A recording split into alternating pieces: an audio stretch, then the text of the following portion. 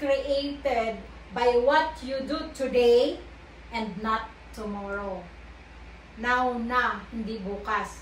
Okay? Action na agad.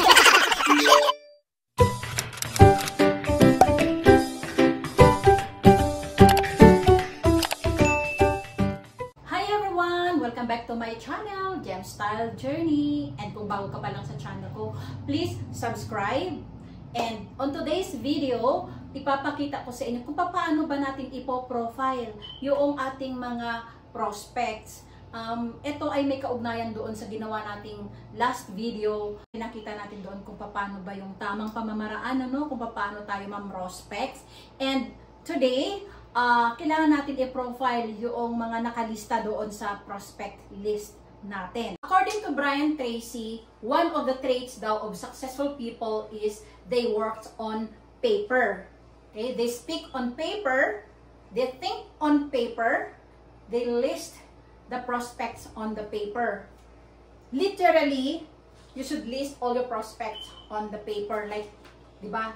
Last video ko, pinakita ko sa inyo na this notebook, yung blue notebook na to, ay dito nakalist down all my prospects sa Live Good. So today, kailangan natin silang i-profile. So, questions, Coach Gemma. So, ano ba yung mga steps or ano ba yung pamamaraan kung paano pinoprofile ang mga prospects? Okay, merong 5 basic questions about your prospects na kailangan mong sagutin. Okay? First is this person familiar with networking? You should look for background. So, maaari maka-encounter ka dyan na talagang mga networker na sila. Yung iba naman ay maka-encounter ka na wala talaga silang idea about networking. Second question is this person able to pay the package or membership fee? And look for the financial status. Okay, meron ba itong pambayad man lang ng subscription fee, ng membership fee, o kung anumang fee dyan para sa racket na gusto nyong pasukin. Okay, so kailangan medyo check mo rin yung financial status niya. Pero sa isang banda, nagkakaroon dito ng wrong notion na maaring gusto nyong i-approach yung mga mayayaman na. Pero kung minsan, kung sino pa yung mga mayayaman, sila yung hindi kailangan to, Next questions. Is this person's owns a smartphone or any gadget and has a good Wi-Fi connection? Then look for tools availability. Kasi syempre, aminin man natin sa mga panahon na to, lahat na online, lahat digital, at itong ating papasukin na side hustle, ang kailangan dito, ang major na gamit na kailangan dito is strong Wi-Fi connection and gadget. Mayroon ba siyang laptop or iPhone or smartphone or laptop or iPad man lang, di ba? So, kailangan meron siyang gamit, ika nga. So, sa panahon ngayon, lahat online na Meron nga sa amin sa probinsya, pati yung malunggay binibenta na lahat na selling. Sumasali sa mga digital marketing. Questions number 4. Is this person positive and willing to learn? Then look for attitude. You know what? Kahit saang bagay naman ang attitude mo ang siyang magdadala sa'yo para sa ikaganda ng buhay mo. Ang attitude mo ang siyang magpapaangat sa'yo sa antas ng buhay mo. Parang ganun ba? Importante ang attitude. Meron ka ng good Wi-Fi connection. Gusto mo nga gawin yung business. Pero saksakan naman ka ang attitude mo naman hindi naman ka nais-nais, di ba? So, kailangan check natin yung attitude ng mga prospects natin. Isama natin yan sa pag-profile. Okay. Next. Is this person has a passion and drive to succeed? Then, you should know their deepest why. Kumbaga may konektado to yung number 4 and number 5. Okay? Meron ba siyang magandang mindset? Meron ba siyang attitude na dedicated siya? Hardworking ba siya? Committed ba siya? May focus ba siya? May strong mindset ba siya? Yun. kailangan alamin natin ang deepest why. Okay.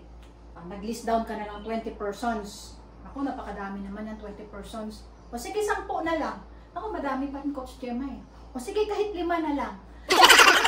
Make it a habit na sa loob ng isang araw meron kang nililistang mga possible prospects mo. So, halimbawa, pinrofile nyo na. 1, 2, 3 hanggang 5. Halimbawa, si Marvin.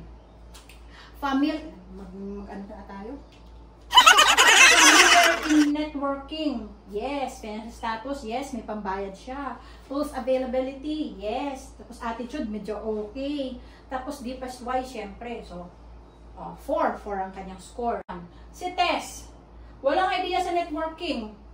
Tapos, wala din siyang pambayad ng membership fee. Syempre, wala din siyang gadget at wifi.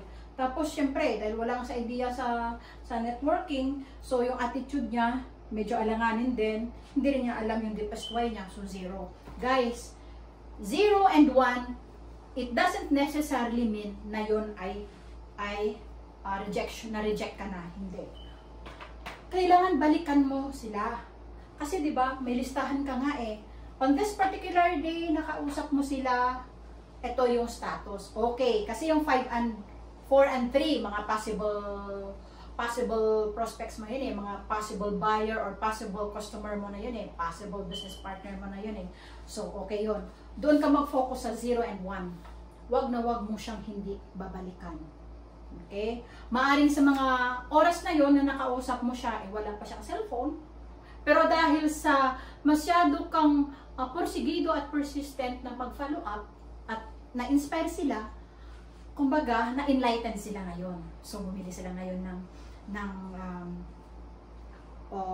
cellphone. Tapos, mayroon na nagpakabit na sila ng good connection ng wifi.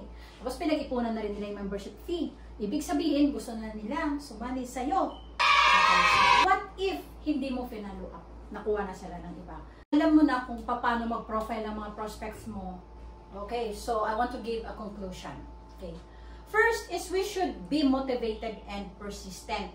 Okay.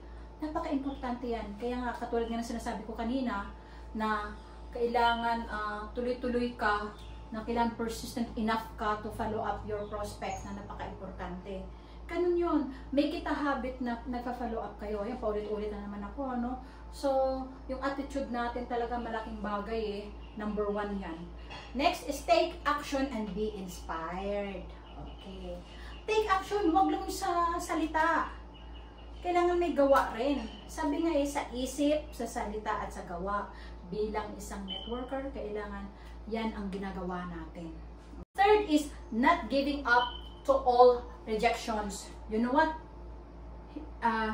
Hindi lang sa pagiging networker, na makaka-encounter ka ng rejections.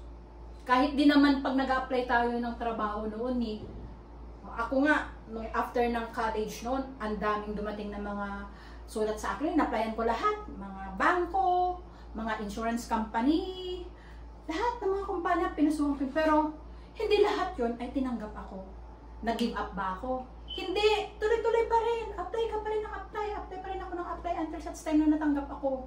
Ganun yun. Giving up is not an option sa kahit anong bagay. What more dito sa pagiging networker natin? Okay? Ang rejection, challenge yan para ma-improve mo ang strategy na mayroon ka na hindi effective. Ang rejections, yan ang makapagpatibay sa'yo. Ang rejections will serve as an inspiration. Okay? Kumbaga, turn rejections into an inspiration. Yeah. Next is seek solutions. Okay? Lahat ng mga problema na dumadating sa buhay mo, gawan mo ng solusyon. Huwag mo lang ipagwalang bahala. Okay? You cannot move forward kung hindi mo ginagawa ng solution. Each and every problem na na-encounter mo, each and every challenges na na-encounter mo na, parang i-disregard mo lang. No. You should seek solutions. Last is, remember your deepest why. Ano yung deepest why? Yan, paulit-ulit. Kahit sa anong bagay naman, meron kang dahilan, di ba? Kung bakit mo ginagawa yung isang bagay. Kung bakit mo gustong pumunta doon. Anong rason kung bakit sumali ka dito? So, anong rason? Ako, ang rason ko kung bakit ako sumali nga dito sa Live Good is para magkaroon siya ng financial freedom. Okay, ma-share ko lang po, no? First time namin na bakasyon, Christmas sa amin, sa Bisaya, lahat kaming pamilya. And then, kung hindi man lahat, may portion doon na yung funds na nagamit namin is nanggaling na po sa Live Good. Kumbaga, katas Live Good yun. Okay? So, nakapag-share tayo ng kahit konti sa mga less fortunate families, sa mga kamag-anak namin.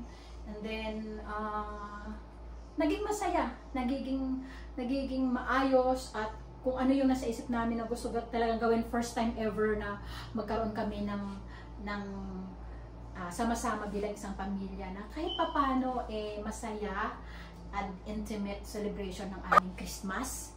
So, nagawa ko yun kasi meron akong napagkukuhanan ng funds sa aking racket. Diba? So, napaka-importante talaga na meron kang side hustle, meron kang extra income para doon sa extra expenses. Ika nga. So, yun. Remember your deepest why. Kasi nga, ang deepest why ko para sa retirement namin, and then para makatulong pa sa ibang tao, para makapag-share ka pa ng blessings mo. How can you share kung ikaw mismo sa sarili mo hindi nakasya, di ba? So, kailangan mo talagang rumakit ng pagkabonggang-bongga. So, sana po na-inspire po tayo, no? So, now that we know kung paano ma-prospect, kung paano i-profile yung mga prospect, at yung attitude natin, kailangan yung mindset natin, ang mindset natin ay kailangan yumaman, ang mindset natin kailangan kayanin ang lahat ng mga pagsubok para umangat ang buhay. So yun, kailangan inspirado ka, motivated ka, persistent ka. Lahat yun, i-apply mo sa sarili mo. For that, mag-iiwan lang po ako ng napakagandang quote, para ma-inspire po tayo. Mahilig ako sa mga quote, no? Right, your future is created by what you do today and not tomorrow. Now na, hindi bukas. Okay? Action na agad. Bye! Kung na-inspire kayo sa video ito, sana share mo naman to para marami tayong mga taong matutulungan or mga members na kailangan ma-reach out. Hindi ka rin mag-comment kung meron kang mga suggestions na mga tutorial videos, and then i-click mo na rin yung notification bell para ma-notify kita every time na mag-upload ako ng new videos sa YouTube channel ko. Alright, sa mga hindi pa po nakapag-subscribe, kung bago ka lang sa YouTube channel ko, please subscribe. Bye! Thank you so much!